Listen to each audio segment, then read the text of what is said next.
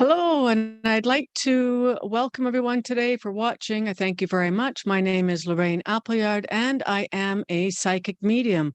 And welcome to my show, Soul Light Solutions. And today I have the opportunity to speak with a really very lovely individual. I know that she brings a great intention and a great light to the work she does. She is a medium and an animal communicator, and it is a great honor to be able to speak with Laura Appleman. Laura, thank you very much for joining me today. I really do appreciate the opportunity to speak with you. Laura, so you're a medium, is that right? I am, but I focus primarily on animal communication, dealing with health and wellness. Okay. So tell me how that started for you. So it's really kind of an interesting journey. I would say I lived most of my life as a very left-brained individual. I actually work as a scientist, still do. So very left-brained, logical work. If you would have told me 10 years ago that I would be doing this, I would have said that's absolutely crazy. I can't imagine that. What's interesting is I discovered Reiki first. I wasn't familiar with energy healing, and I think if I would have discovered animal communication or mediumship before I discovered Reiki, it really wouldn't have made sense to me. Yes, I understand that. But because I was able to work with Reiki and I was able to feel it, learned how to send healing to other individuals and animals, that opened the door for me to understand animal communication. And this wasn't something that I sought out. I think that's important to understand, that I wasn't actively looking to be an animal communicator. Actually, at the time that I found animal communication, I was studying dog training. I was in a 2-year program to become a certified dog trainer. And I had, at the time that I found dog training, I felt like there was something more I was supposed to be doing in the world. Like I was supposed to be helping people, and I wasn't doing, not that I wasn't doing that in my current work, but I felt there was other opportunities for me to do that. And when I did dog training, I got very distracted when I was doing it, because I couldn't figure out why some exercises were so easy for some dogs and so difficult for other dogs. And I found myself really trying to understand how they perceived what I was doing with them, really trying to understand. I see. You're using your scientific mind to be able to understand the animal experience. So that was very clever. Yeah. So I was really kind of delving into the detail. And I think this is where I realized, looking back, animal communication had come up for me multiple times. I worked with a woman whose aunt was an animal communicator. Okay.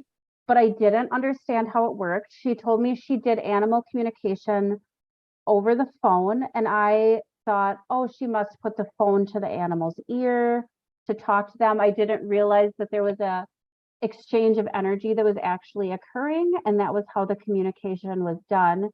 And randomly, my Reiki master sent me a picture of her dog and said, "What are you getting from him?" And I said, "I don't understand what you're asking me." And she said, "Will you talk to animals?" And I said, "I actually don't. I have no idea what you're talking about." Oh, so she sent something. Yeah, she sent me a picture of her dog. But she sensed that you were able to do that, though. Yeah. You were like, I can't do this. And she's like, yes, you can. Yeah. And so she kind of pushed me into this. And I responded to her. I don't remember what my answer was. And she had said, "Oh, that's very true." And then I thought, okay, well, that's weird that I got that right. And I started to explore other animal communication courses, ways to learn telepathy, to communicate with animals. And I think at the time, I didn't understand that was the primary way that animals communicate. I just assumed, as people, we learn that they communicate with body language and that they make audible noises when they want to communicate certain things. I didn't realize that they were always talking telepathically.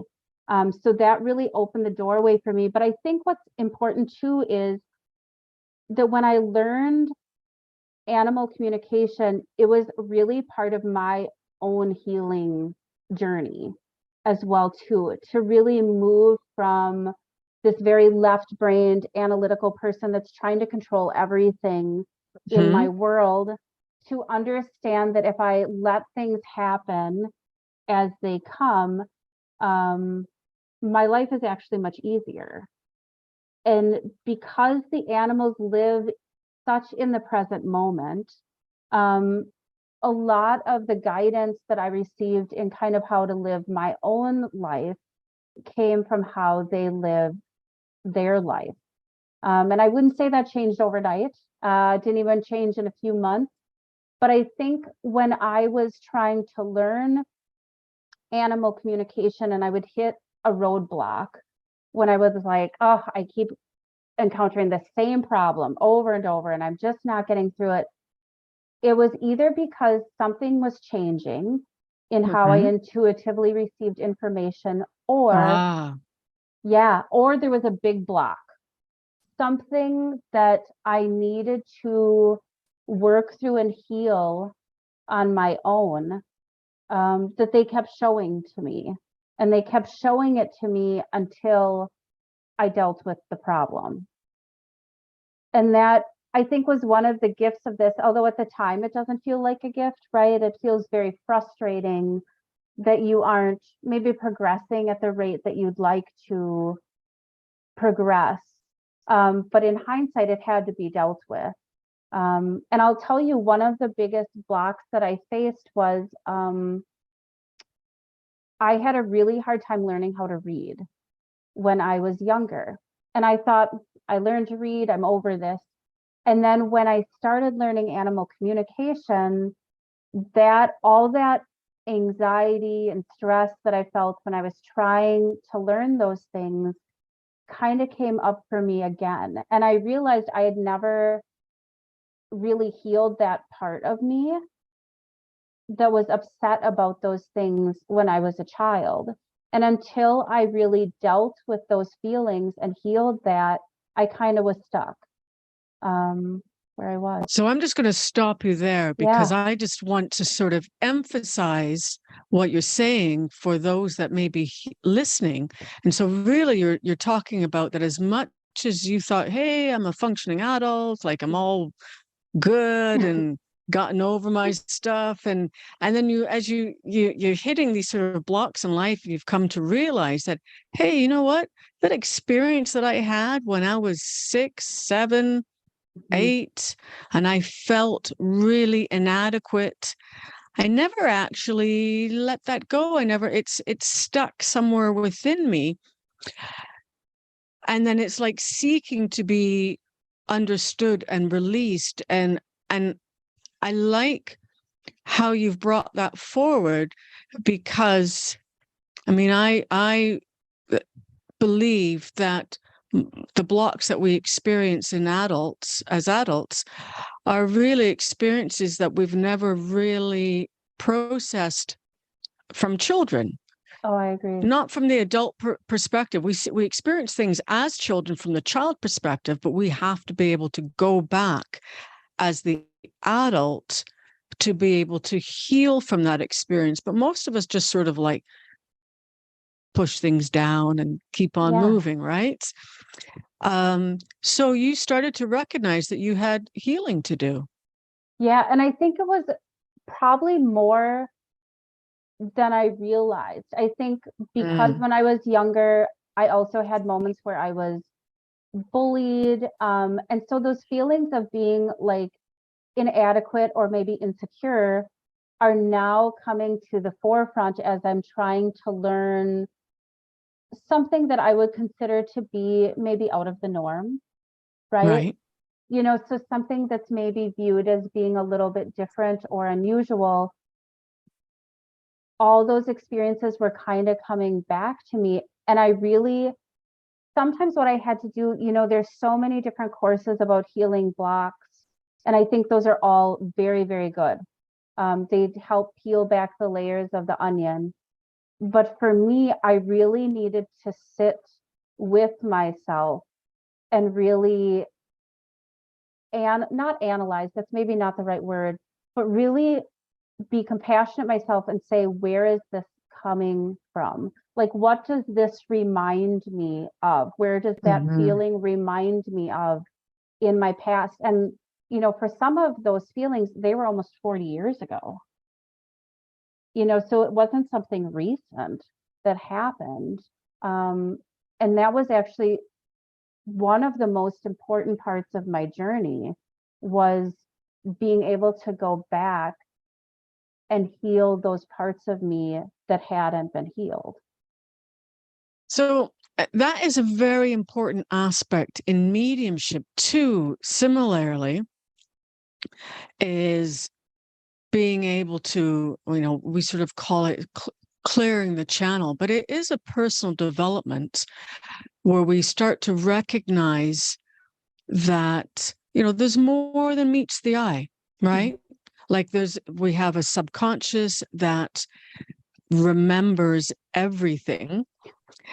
And as a result, we've got this, sort of Pandora's box of all of this experience that we had as young people that are, let's face it, as young people, we're really very sensitive, we're very open. And then suddenly we go for this beautiful, loving spiritual experience for the most part, right? We're just, new on the physical plane, and then we're channeled, spat through the school system, and we are, being raised by adults that haven't been healed. And suddenly we have all of this experience that doesn't really align with our soul nature.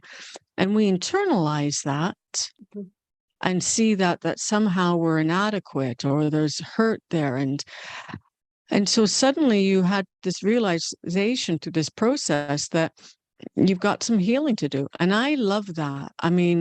When we as people start to recognize that, hey, I have an issue, but usually it comes with a lot of challenges, or like you said, meeting those roadblocks, meeting those, those, call them tower experiences, the tower tarot card experience, where everything just feels like it's tumbling down, but it's because something needs to be brought to the forefront. So you had all that. Yeah, and I think that was probably the most difficult part of the learning experience, is because there's that inner inner work that has to be done. And I think if you're used to moving through the school system, right? If you're in a class, we're all on chapter 3, and we're all kind of growing at the same level, and we're all kind of having the same experience. And when you start to learn intuitive skills, that kind of goes out the window a little bit, Yeah, right. we're all growing differently. And I think also in my journey, I would start comparing, like, oh, this person started after me, but they seem to be doing a little bit better than I am, in my opinion. So where am I going wrong? What could I do differently? And, I think looking back, I developed at the perfect speed that I needed to. I don't think I developed too fast or too slow. Everything actually came at the exact right time it was supposed to. But while I was in it, I kept thinking I wasn't doing it fast enough, or I need to hurry, get through it. And what I found was, if I would have taken more time to be curious and not so critical, if I would have taken time to say, this is coming up, I wonder why this is coming up, instead of beating myself up for things, that would have totally changed my experience with this. I think it would have been much more enjoyable for me and less frustrating for me in how I grew and changed with the animal communication. I do find that times that I really struggled, something was also changing intuitively. Maybe I really started out primarily clairsentient and claircognizant, and now I'm primarily clairaudient. So I'm going to stop you there because someone may be listening right now and may not understand this claircognizant term. So let's just have you describe what that is. So when I originally started out, I received information through claircognizance and clairsentience primarily. And so that would be clear knowing. So I would just know things and I didn't know why I knew them, but they would end up being true. Clairsentience is very closely related to claircognizance. A lot of times the information comes through together where you get a feeling and a knowing at the same time. So that was primarily how I received information. And now I still use those, but they're not my primary tools. I'm primarily clairaudient. So I hear the spoken word as it comes through. So with my inner ear, not my outer ear, if you can understand that. So it feels like I'm hearing the voice in my own voice in my head being spoken. So that's how that comes across. So that would be either spirit speaking to you or the animal speaking to you. Again, yes. Really, both are forms of telepathy, right? Yes. Yes, absolutely. So now you primarily hear that inner voice. You hear those messages. Yeah, and I think for me, even at this point, things are still changing for me. So I used to receive clairvoyance or images through that were very literal. They were never figurative at all. So I saw exactly the way the animal would show it to me. Exactly. Now, as things are changing, once again, I start to get images that represent a feeling or an emotion.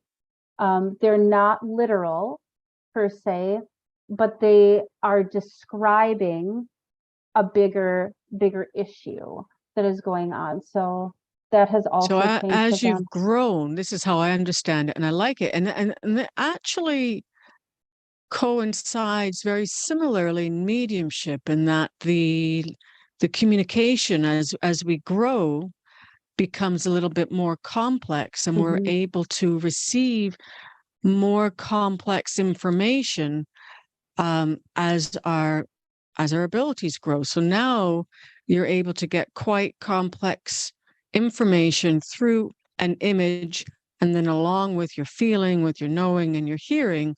And so that communication becomes a lot more in depth. Is that correct? Yes. And I think that's important also with mediumship too. Even though I have a primary clair or a primary way of receiving information, that's not the only, there's so many different ones operating at the same time. So you're really feeling and sensing with your whole body at the same time. So you do use quite a bit of energy in the sense that you're really focused on the situation at hand with that. But I do find, yes, that the information as I've grown has become much more complex. I think originally when I would do animal communication, I would be excited if I got 2 lines of information. You know, I mean, and that was just thrilling, especially if it was correct. You know, but I think the longest conversation I've ever had has been a little over 3 hours. Well, that's a long conversation. Yeah. And so the animal had a lot to say. So we just had a lot to get through, but that it's a description of from where you start to where you can go. I think really it's endless. And I have a lot of humility in how I operate because I'm always learning. I think the animals are always teaching me, and I don't know if you ever quit learning, honestly, with them. I Well, think, and that is the same for mediumship also, right? mhm. That we're just constantly learning, constantly growing. But from what you're telling me with that, because you just said you're constantly learning from the animals, that makes me feel that animals have a great deal of more of intelligence than we may fully appreciate. Like if the conversations are becoming more and more complex and they have a lot to say, then clearly they have a lot to them. They're quite deep in their own being. I think this is something that when I started animal communication, I didn't know how they would talk. I don't know if I expected them to almost talk caveman like in a way with very Mm, short, choppy sentences. They have these very deep philosophical conversations sometimes that are, I've talked to animals that have been in kill shelters what's amazing to me is when I talk to them, they'll say, but not everyone was bad.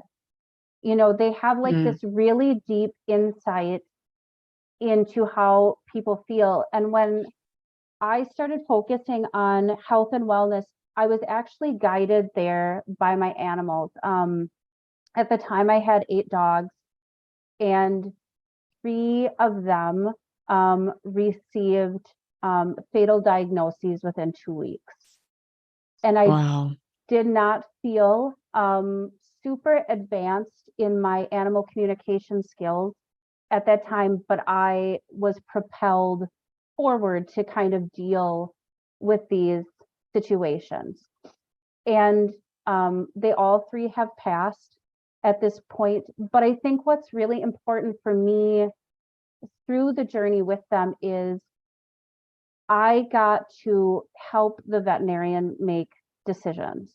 And I think that was really important to me also because I started to realize they have such insight into what they would like their care to be. Ah, okay, that's interesting.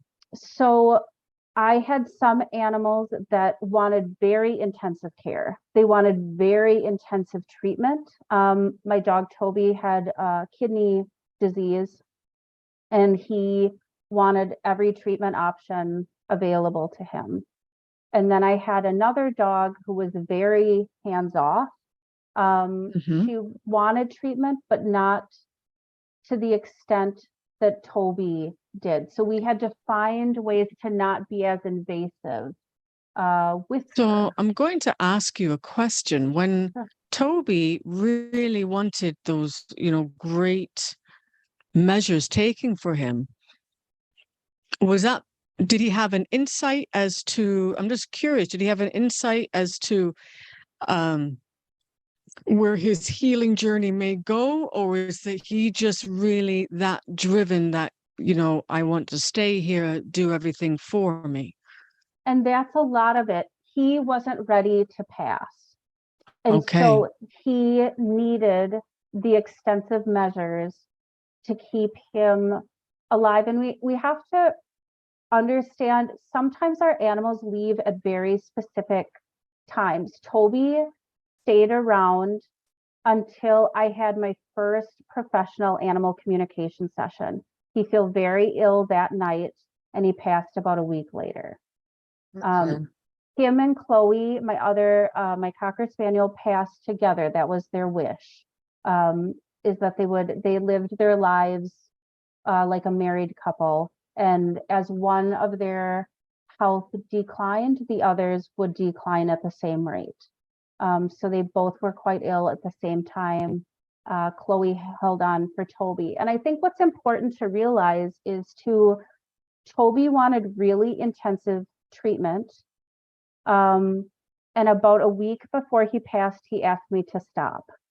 He didn't Okay. want any more treatment. If these were his final days, then Mhm. he wanted good food, no treatments, and that he already knew that the end was in sight. And I'll tell you, I argued with him about this because I said, you know, you don't understand. He was receiving almost 300 mils of fluid a day to keep his kidneys operational. That's a lot for a 25-pound dog. Oh, yes, it is for a small animal. Yes. Yeah. So, and I was trying to argue with him to say, you have to, like, this is what, and he said, no, I won't do it. And I remember, because I've worked in healthcare, I remember watching a young gentleman who had brain cancer have a round of beers with his family because he was passing. And I thought, this is so weird. And then you realize it doesn't matter. Like, he's fought his fight and now the fight's over. And I needed to clear my head. So I went for a walk amongst my trees to try to find the answer to what I should do for Toby. And in one of my evergreens on a cold day in March, I found a piece of red wrapping paper that had one word all over it. And it just said, believe. Oh, wow. And so I returned back and told Toby he would get his wish, you know? And it's, I think some of that, though, it's like when I look back, sometimes when our animals pass, what we call grief is really riddled with guilt or Yes, doubt. absolutely. And What if, what if? And I can say, when I look back, I don't have that. What I have is pure grief, because I was able to ask them everything, what they wanted. what they Yes. wanted. And it's so different from animal to animal. I've worked with several animals that are ready to be euthanized and they're not ready, but they look terrible. You know what I mean? So outwardly, it looks like that would be the appropriate measure. And so that's just kind of been the direction my work has taken me, based upon how my animals guided me there. So do you believe that each animal, particularly the ones that come in as pets and live closely with us, do you believe that they have a soul plan or a soul purpose? I do. And actually, it's funny that you asked that, because I had asked after Olive passed away the beginning of July, I had asked one of my dogs, if health is a report card, could you ever have a perfect score? And I was just wondering, like, is there anything that we can do as people? You know, dogs that live to be in their 30s, horses that live to be in their 40s, what are they doing differently? And I thought this would be a simple answer. It's a very long answer. It's a very long answer, but I believe all the animals that enter our life are there for a reason. I think they're there as teachers. Sometimes, even if they come and leave quickly, I think there's something they were there to show us. And they're such amazing teachers in so many ways. But when I had asked my dog Brody about the healthcare report card, essentially, and I see this because some people do everything for their animals, organic foods, they prevent chemicals, they try to do everything, and then they get cancer or something, and the people feel very guilty about this. And what I had kind of learned from him was, there's only so many things in our control. You know, we can control their nutrition and how their treatment, but they also make a plan as to what kind of body they enter, when they enter that body, what ailments that body might also undertake. But then there's also things, you know, accidents that happen, injuries that happen. Those things also affect how long they will live. So there's this metaphysical and physical element that's always in balance that seems to affect pet health and longevity. But I do feel, especially with the last 3 losses that I've had, that they seem to exit at very specific times that don't always feel appropriate, if there's ever an appropriate time for that. Right. But I feel that their mission has been completed. Just as we're here to learn lessons, I feel they're here to do the same thing, but they're also here to offer guidance and direction in their own way. So I have a question, because I know for myself, and I know that many other people feel the same way, that animals are great teachers to people. Do they learn anything from us? I think they do. You know, I had asked my dog Olive about this because she was a very impatient dog. And I had asked her what she was supposed to learn in this lifetime, and she said patience. And I said, "Oh, do you think you've gotten any? Have you done that?" Yeah. And she goes, "Well, I think I'm much better than I used to be." And maybe it's incremental, you know, but I have found, even with some dogs that I've rescued that have come to me very anxious or emotionally distraught, that I was the one that kind of helped them move out of that. And so that's also part of it's kind of a joint effort, right? Because I'm helping them, but they're helping me at the same time. It's not just, it doesn't feel one-sided to me. So to me, that sounds really very similarly like a soul contract. Yes, I would agree with that. I would agree with that. Now, how does it differ for an animal that is less domesticated, perhaps, whether it be a wild animal or, a cattle, a farm animal? Does their soul's journey differ than perhaps an animal that may be, a close pet? Do they still have the same purpose, the same experience? Do you notice a difference in the consciousness from, say, again, a wild animal to that of, close pets? So what I would notice, and maybe it's just different because I spend more time with my own animals, but I'll tell you a situation. We have coyotes around here. They're normally very aloof, but during the breeding season, they're very direct. And we've had them where they've challenged our dogs on the fence. And I am aware that they just feel the dogs are in their way. They're kind of establishing their breeding grounds. And any time of year it wouldn't bother them, but this time of year it bothers them. And so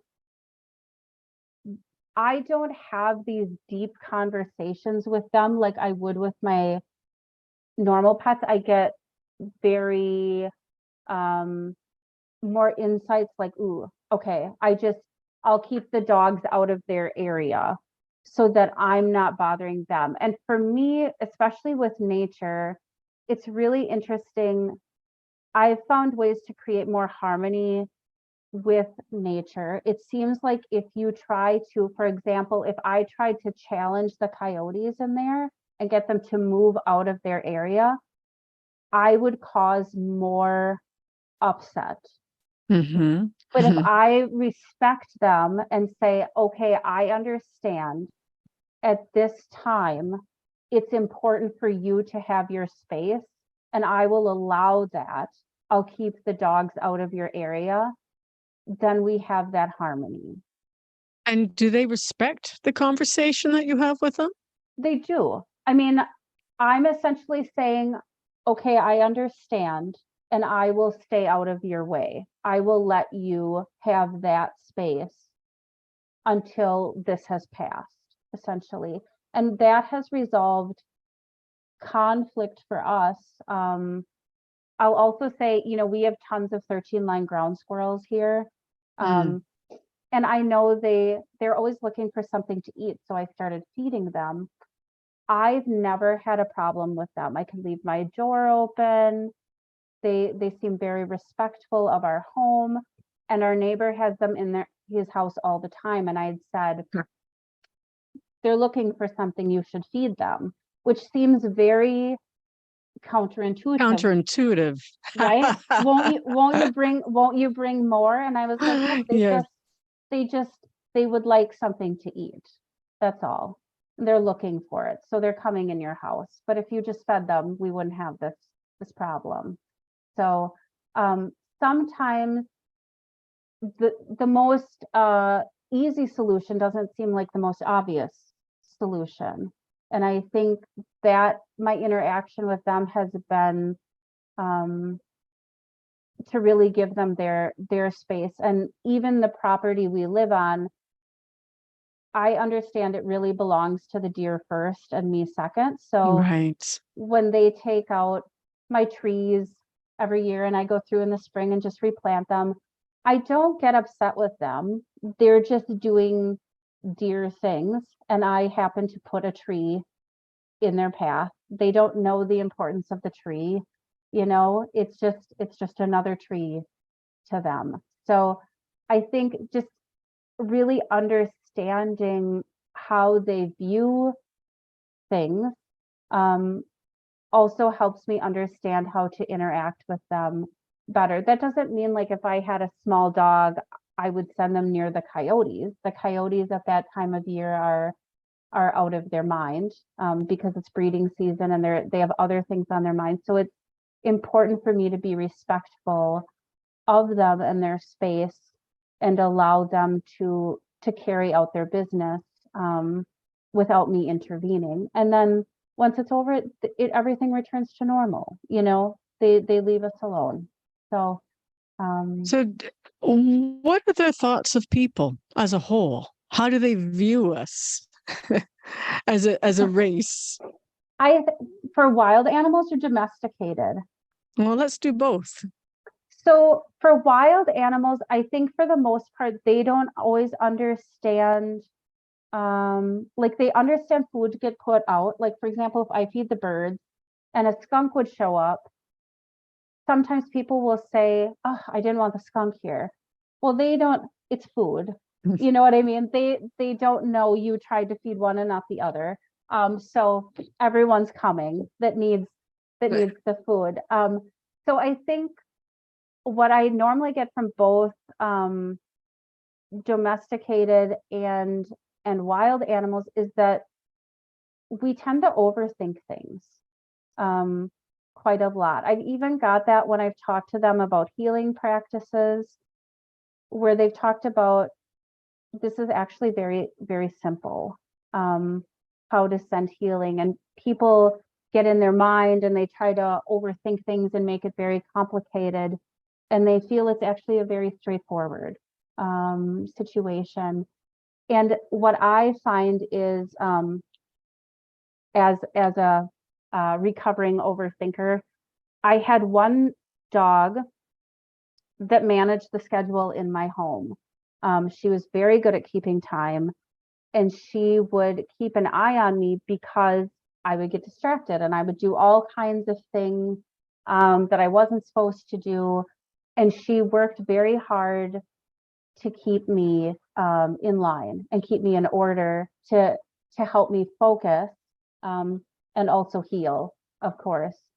But what I do get a lot from, it's interesting, one of the conversations that comes up a lot with animals is how judgy people can be. And it seems very interesting, but so like maybe if I chose a veterinary care for my animal, whether it's holistic, homeopathic, Western, somebody might say, I don't know if that's the best care. I think I would do whatever. And a lot of times when animals talk about judging through training or various other items, they're very upset about what it does to their owner, their caretaker, because it gets them in this sense of, I don't know if I'm doing the right thing. I wonder if I should do something different. It takes them down all these terrible paths that they don't need to go down because they were already doing the correct thing. This happens a lot too with end of life cases where you have somebody who says, I don't think my animal's ready to pass. And friends and family are like, ooh, they look terrible. I think they're suffering. I think you need to. And then all these ideas start getting in their head. And they start thinking, oh my gosh, maybe I am doing the wrong thing. Mm-hmm. So that's actually one of the most common conversations that I would say that I have with animals, is just like, I wish people wouldn't intervene. We've got it. Like our family's got it. You know, we don't need other voices coming in here. And I would say, again, with animals, they have just this really great intelligence about kind of the whole picture. It's actually really interesting because I talk to a lot of cats that manage the household. And you wouldn't think that of a cat, because sometimes people view cats as being kind of aloof and they're kind of minding their own business, but they have a great awareness of what is going on in the household, and are kind of just managing things from afar, not intervening, but really taking everything in. And it's very interesting to be part of those conversations, for sure. What do they think of people not being able to converse with them? I think they know that they're trying. And what's interesting is a lot of people I work with say they're trying to tell me something, or I think Right. something's off. Right. And so they'll have this insight. And one thing I love to ask people is, because they'll say, I think they're doing this because, and Mm-hmm. I'll say, okay, what makes you think that? And I don't ask that as a critical question. Right. I like to know where people got that. Did somebody tell you that? Is that your own insight from the animal, which I think is wonderful? I like to know where that idea comes from, just because it helps me understand the person that's working with the animal as well too. I like to understand those things.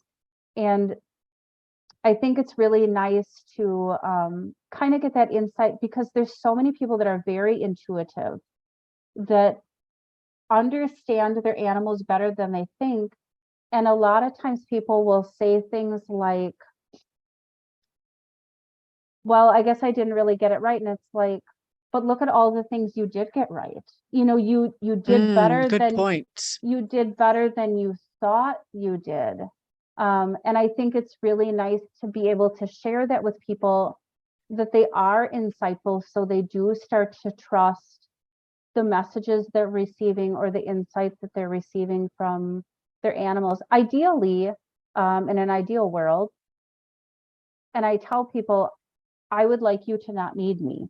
Like, I would like to Right. have you understand your animal well enough that I'm not needed. Because Yeah. wouldn't that be ideal? That you'd be able to understand them well enough to be able So to what do that. might someone be able to do to help understand their own animal a bit better? You know, one of the easiest things, and this seems very simple because it is, if you sit quietly with your animal, and that doesn't mean you're trying to hear them, but really sharing that quiet space with your animals is so important, I think, for both parties. Because when we share that quiet space, we're not on our phone, we aren't thinking about a lot of things, but just being able to share that energetic space with our animals is also very healing for them. It's that very quiet space. Okay.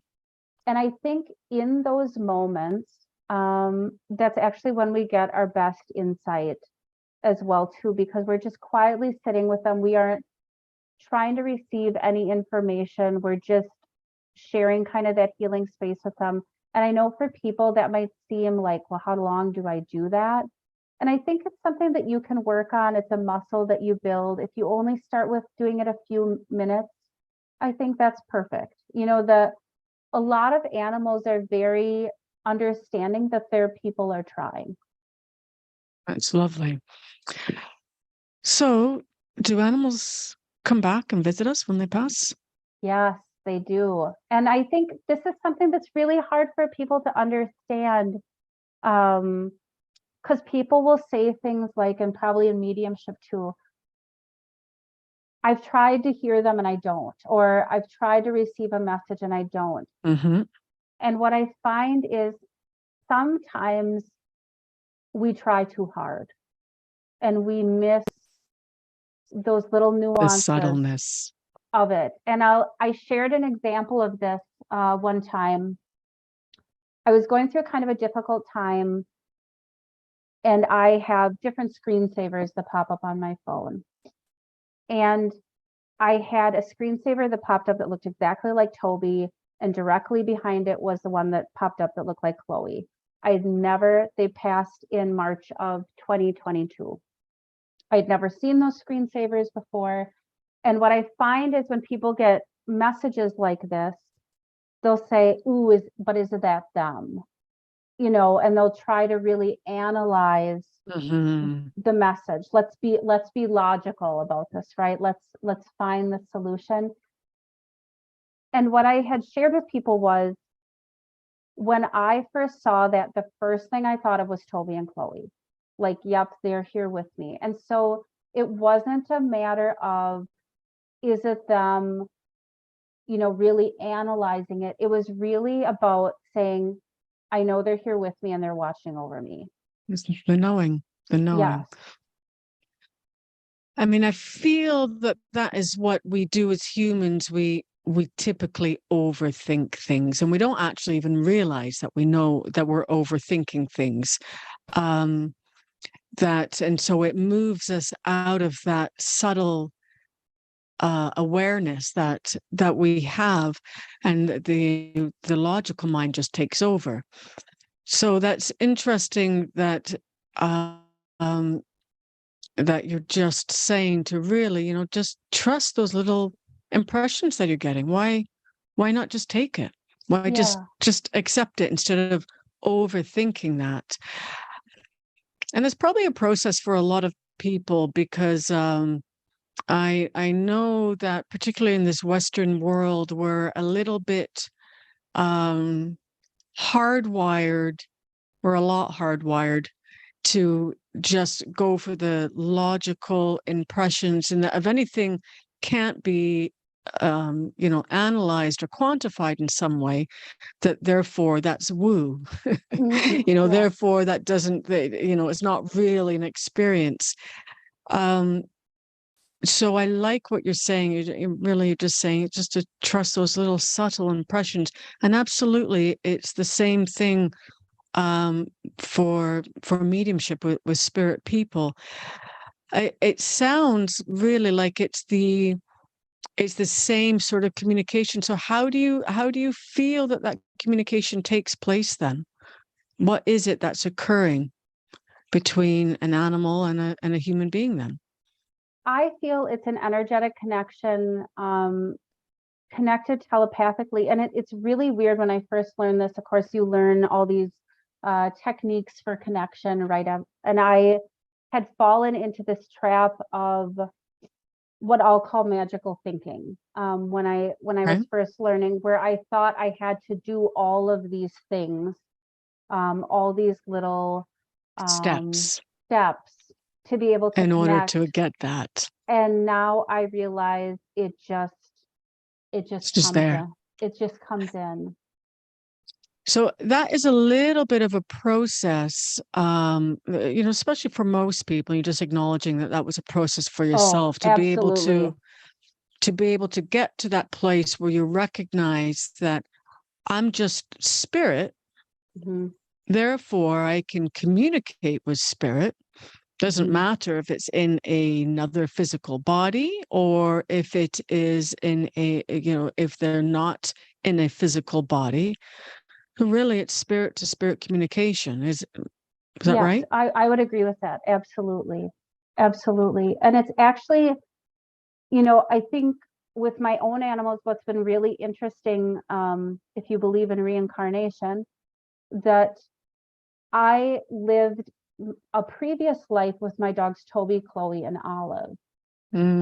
Toby and Chloe were my children, and Olive was a teacher of mine.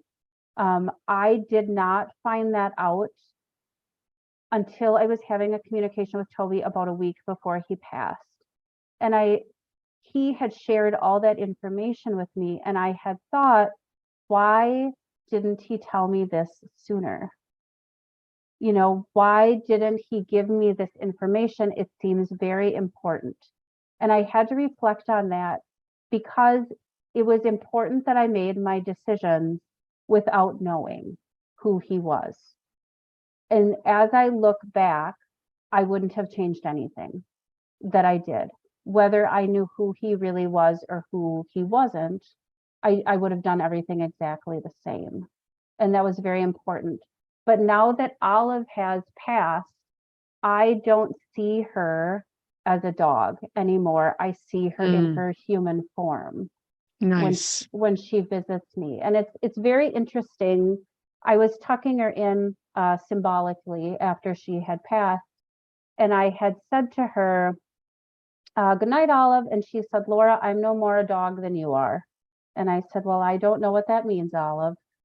And she had said very clearly, I became that because I needed to get into your life. And so she became exactly who she needed to be to get to me. And I think what's important to know is I didn't adopt Olive until she was 3. So some of these journeys that they go through are set out way before. Are set up, preordained. Interesting. Way before we intervene. Yep. I mean, and I feel that for humans, for people, that we have experiences that are preordained. And so I guess it makes sense that creatures that come into our lives, also it's preordained for some higher purpose that we're just simply not aware of. Yeah. And I think I like that. Looking back, I see it. But at the time, and it took many years of development for me to get where she wanted me to be, but a lot of patience on their part for sure to help along with that journey for sure. Do they ever think that they're smarter than us? Oh yeah. There's some, and sometimes that's a very difficult situation to have because just like people, there can be ones that I would say don't want to necessarily interact with us. They think they're smarter than us, and maybe they don't really understand the human race in general. Interesting. So just quickly, is there a particular communication that stands out the most in your mind through your work? Oh, there's something that was really profound? There's so many of them. I'm trying to think of, what's interesting to me is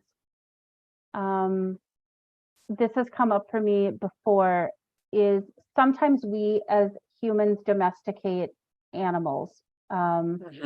I think of this specifically as Mustangs getting pulled out of a herd. And I think it's not that as humans we're doing a bad thing, but some of the horses that I've worked with, especially if they were lower ranking in the herd for Mustangs, they didn't make any decisions. The herd made the decisions.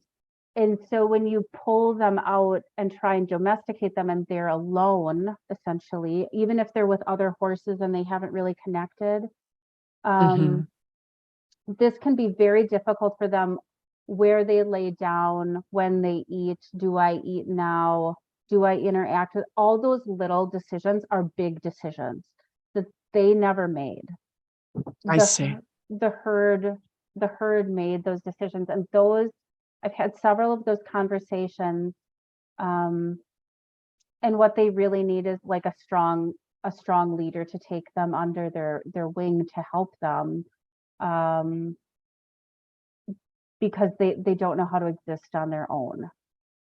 So it's really talking about some of the challenges of about a wild animal, and then taken out of that wild environment where they live in a collective setting, and then placing them in one of being domestic where they can't live out their instincts. Yeah, it's a very big change for them.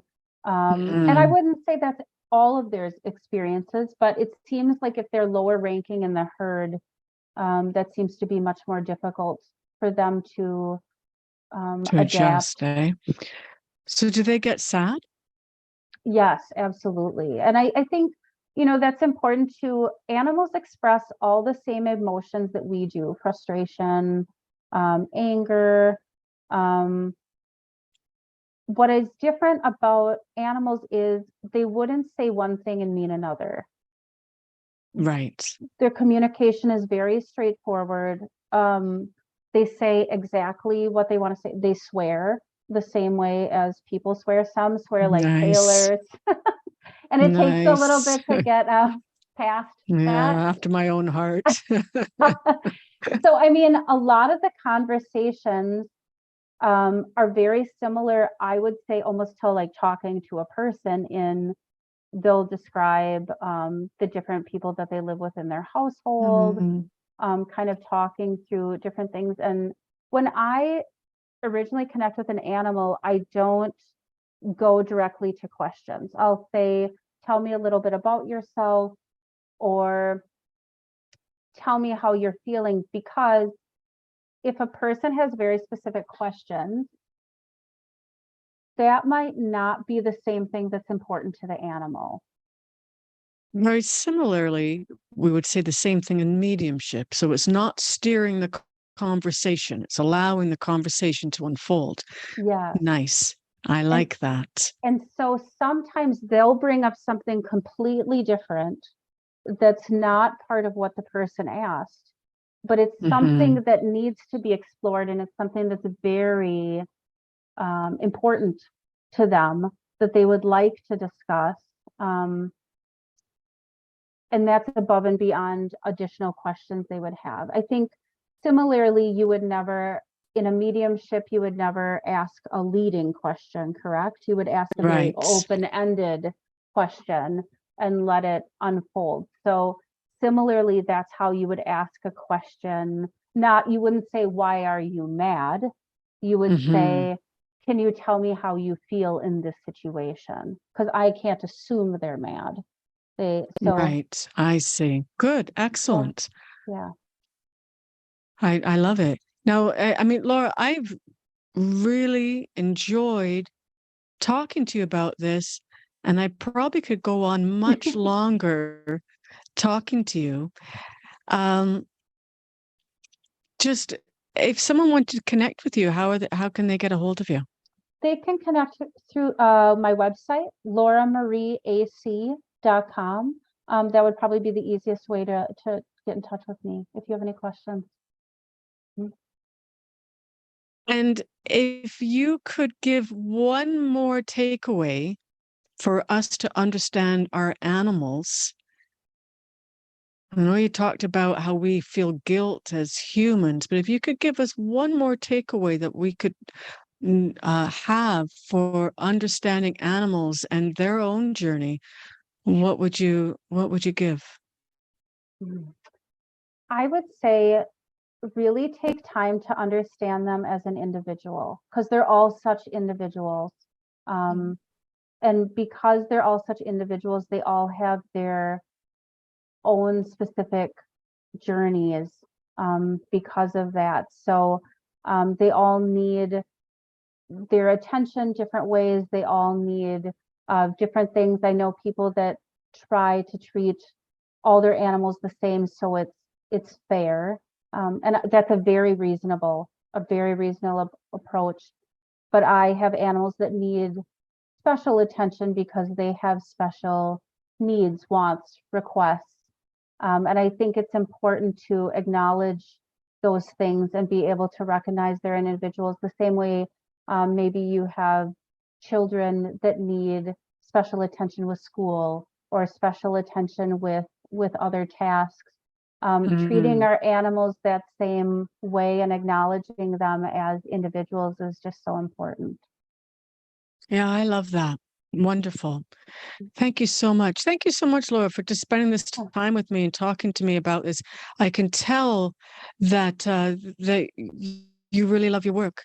Yeah. And I, as a animal lover, as one that has learned immensely from the animals that have come into my life, I thank you for sharing your experience and allowing us to understand a little bit about what's going on with the lives of the animals around us. So thank you very much for your time. It's been a really great pleasure.